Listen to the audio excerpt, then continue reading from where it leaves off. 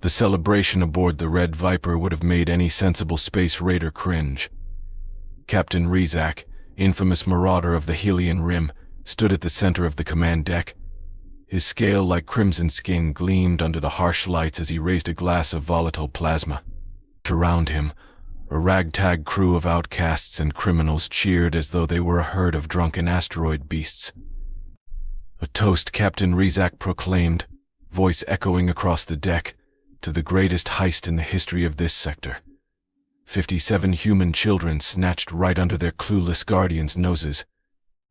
The crew roared, waving improvised trophies and half-finished bottles of alien liquors. Lieutenant Silan, Rizak's second-in-command, slid forward on a sinuous lower body. "Captain, we have the ransom demands ready. Shall I transmit them now?" Not yet. Rizak's mandibles clicked in smug amusement. "Let them stew. Humans are so predictable with their emotional attachments. They'll pay any price we demand." On the large screen ahead, security feeds showed the captured children in separate holding cells. Some sat quietly, tears rolling down their cheeks. Others rested fitfully. Rizak's third eye narrowed with satisfaction. "Look at them, Silan. Docile, helpless. Humans aren't nearly as tough as rumor claims. These brats can't even defend themselves." He let out a guttural laugh that sounded like metal scraping on stone. A rookie pirate spoke up hesitantly. "Captain, I've heard stories about how humans respond to." Silence. Rizak's barbed tail lashed out, nearly striking the young pirate. "Those are ghost stories spread by incompetent fools who couldn't handle a simple raid. Humans are soft. Their ships are primitive. Their so-called Earth Defense Force is probably still fumbling around, wondering which end of their vessels points forward." The bridge crew chuckled uneasily, exchanging sidelong glances. Rizak was famed for his overconfidence and infamous for underestimating his enemies. But Captain Silan interjected, "Shouldn't we be cautious? We're inside the Crimson Rift, yes, but our base is hidden." Rizak snapped. "Our shields are unbeatable. By the time the humans figure out where we've taken these kids, we'll be swimming in enough wealth to buy our own little galaxy." As if to punctuate his boast, a minor alarm beeped at the security station. The officer quickly silenced it. "What was that?" Silan's scales bristled. "Just some interference from the rift, sir. Nothing serious." Rizak shrugged. "Even the universe is celebrating our triumph tonight. Tomorrow, the humans learn how weak they really are." Unbeknownst to the celebrating pirates, in holding cell C, a 12-year-old girl named Mila Rivers discreetly pried open the false bottom of her shoe. From within, she extracted a small device that would soon become the pirates' worst nightmare. On Horizon Colony, the Emergency Operations Center erupted into orderly chaos exactly 3 minutes after the abduction. Strikingly, there was no wailing or begging, only grim resolve. Standing at the front was Colonel Rivers, the colony's head of security and Mila's father. Parents and volunteers from every walk of life gathered under flashing red lights. Engineers in dusty coveralls, terraformers still streaked with soil, and security officers clutching weapons all listened as Colonel Rivers spoke in an even, cold tone. "They took our children," he said. "They expect ransom. They'll get our wrath instead." Nods and steely gazes spread through the room. One mother, a former combat medic, quickly scanned a holographic map of local defenses. A father who worked in ore mining checked a personal arsenal with practiced efficiency. Colonel Rivers activated a secure quantum channel. "Earth Defense Force Command, this is Horizon Colony. Code Black. I repeat, Code Black. 57 children taken. Request immediate military support." Within seconds, the message reached Earth. Sirens blared across orbiting stations and planetary bases. Ships began launching before the message had fully transmitted. The galaxy was about to learn why abducting human children is the gravest mistake anyone could make. At EDF headquarters on Addison Prime, Commander Elise Rocha stood before the Joint Chiefs. She was best known as the officer who ended the infamous Trelon insurgency and the commander who single-handedly dismantled the VO cartel. Her tactical prowess was feared across human space. "The Crimson Rift," she began, pointing to a swirling red nebula on a large display. "Our intel suggests the pirates are holed up here. They believe the rift's radiation will hide them. For most scans it would." She tapped the console, bringing up new data. "However, every child in Horizon Colony has a subdermal quantum tracker precisely for a scenario like this. We anticipated someone might try another mass kidnapping. We've prepared for years." The Joint Chiefs exchanged looks. The pirates had triggered a contingency plan that had been in the works for over a decade. "I'm requesting the 7th Fleet for the main assault," Commander Rocha said decisively. "The 3rd and 5th for containment. Nothing escapes. I'll deploy my Special Operations team for infiltration." "Approved," said Fleet Admiral Ramos, his expression grim. "Commander, any parameters you want us to hold back on?" A thin smile touched Rocha's lips. "No negotiations with those who target our children. If they resist, we use every tool at our disposal. They want to hide in the rift. We'll make it their tomb." Within hours, humanity's largest armada since the Mars Rebellion mobilized with grim purpose. Vessels of every class formed up massive dreadnoughts, stealth corvettes, hospital ships designed not for heavy human casualties, but for retrieving the kidnapped children. The message was clear: humanity never forgets an attack on its young. On the flagship EDF Valor, Commander Rocha studied a roster of the abducted children. Her gaze lingered on one name, Mila Rivers. "How's the tracker signal?" she asked her comm officer. "It's strong," Commander, came the reply. "Mila activated it, and she's feeding us a layout of the pirates' base." A mix of pride and anticipation flickered in Rocha's eyes. The pirates had stolen 57 kids who were anything but helpless. These young ones grew up on stories of previous raids and had been taught covert tactics since they could walk. The hapless raiders thought they had hostages. In truth, they'd taken the next generation of humanity's defenders. Rocha opened a secure fleet-wide channel. "All ships, Operation Cub's Claw is now active. Weapons free, no mercy." The Valor's thrusters burned bright as it led the human armada into the crimson folds of the rift. Somewhere within that roiling red cloud, Captain Rizak was about to learn why certain species in the galaxy had "Do Not Engage" stamped next to humanity. The crimson rift stretched before the EDF like a wound in space, swirling with red-tinged gases. For most species, it was an excellent hiding spot. To Earth's advanced sensor suites, it might as well have been glass. "Multiple contacts," the Valor's sensor officer reported. "Patrol ships around 15 running dark in a standard perimeter." Commander Rocha studied the tactical layout. A typical pirate formation. Perfect. "Launch Phantom Squadron," she ordered. Standard harassment protocol. 6 sleek fighters detached from the Valor's underside, flickering into stealth mode. Their pilots were elite, each with more combat flight hours than most alien militaries had logged in total. "Phantom leader to all wings," Captain Kieran Malloy said. "Remember, we're not here to defeat them in open battle. We're here to break their morale." They dove into the rift, scanning through the interference as though it didn't exist.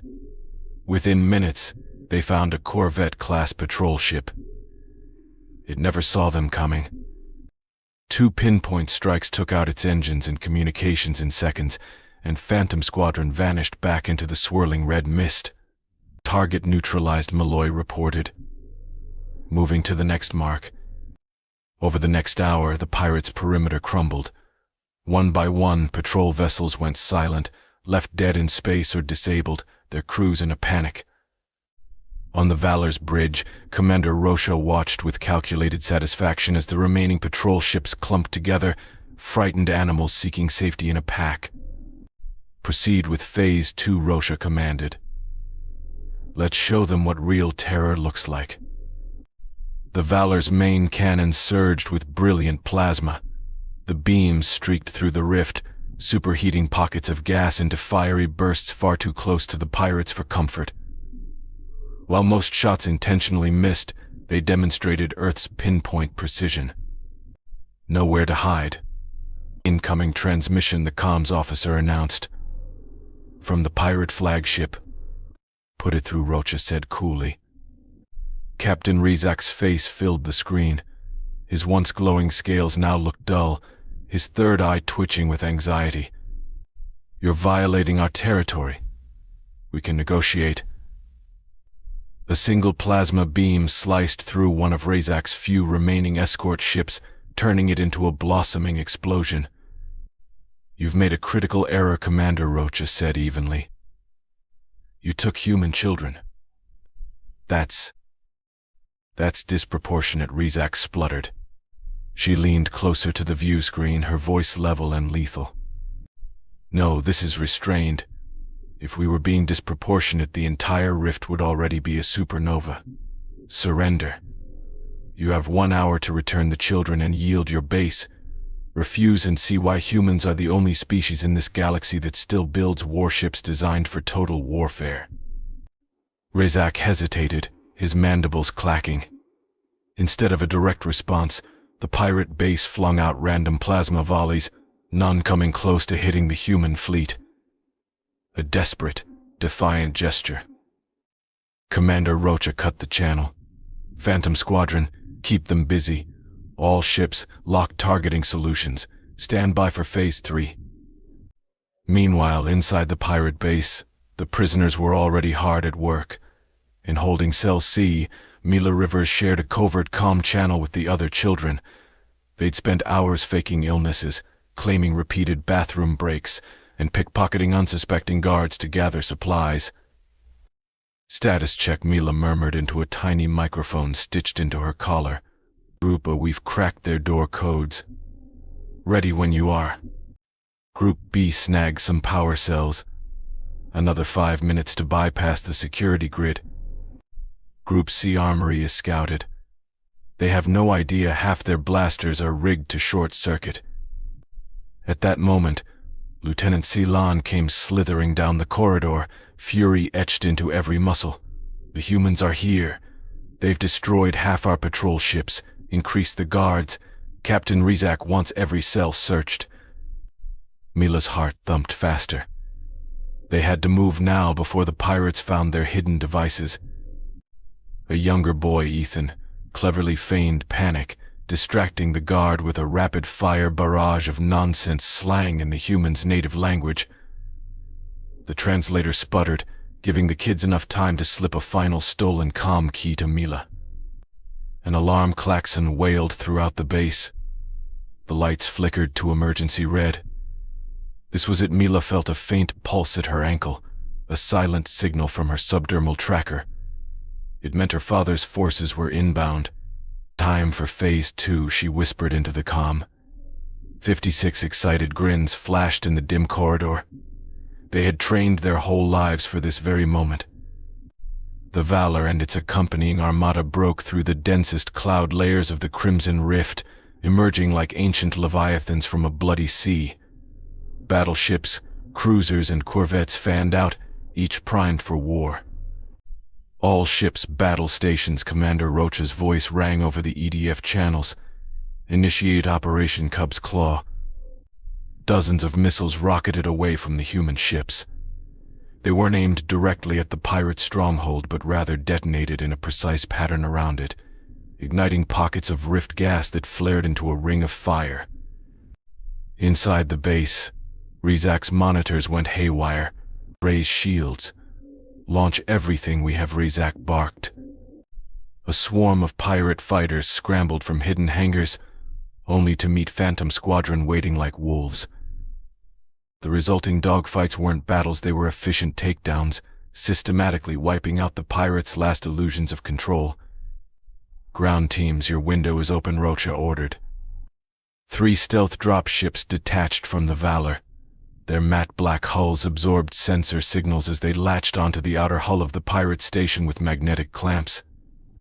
Within the base, Colonel Rivers led the infiltration team through maintenance corridors, guided by the children's secretly transmitted map data. "This is Strike Team 1, Rivers spoke into comms. "Mila, do you read me?" His daughter's calm, steady voice answered. "Yes, Dad. We've taken over the security substation in Cell Block A. The others are in position around the armory and the med bay. We're ready." A fatherly pride flickered across Colonel Rivers' face. "Stay safe. We're closing in on the command center." In orbit, the naval bombardment reached a climax. The Valor's cannons fired again, methodically dismantling the pirate station's outer defenses. Inside, Rizak raged at screens that flickered with static. "Sir," a panicked pirate yelled. "Our comms are compromised. We can't coordinate. The prisoners they've..." Rizak's console went dead. Emergency lights flared and a heavy thud signaled a breach. Colonel Rivers and his team had arrived, blasting through sealed doors. In multiple other corridors, the children led small groups of pirates on wild chases, always one step ahead thanks to well-practiced diversion tactics. Commander Rocha's voice boomed over every frequency. "Captain Rizak, your defenses are gone. Your base is surrounded. This is your last chance to surrender."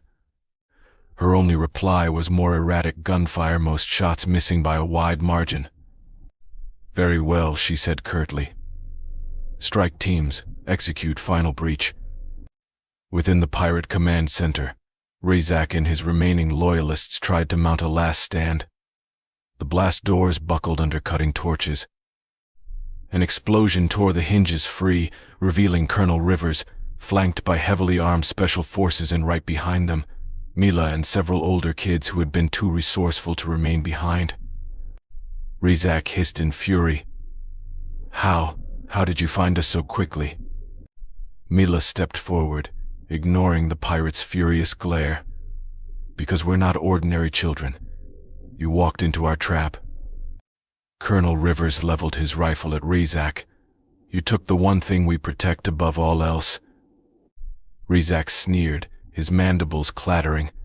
"Human children, we never suspected you were this prepared." "Exactly," Commander Rocha said, striding in behind the group. "Every parent in Horizon Colony is military or law enforcement.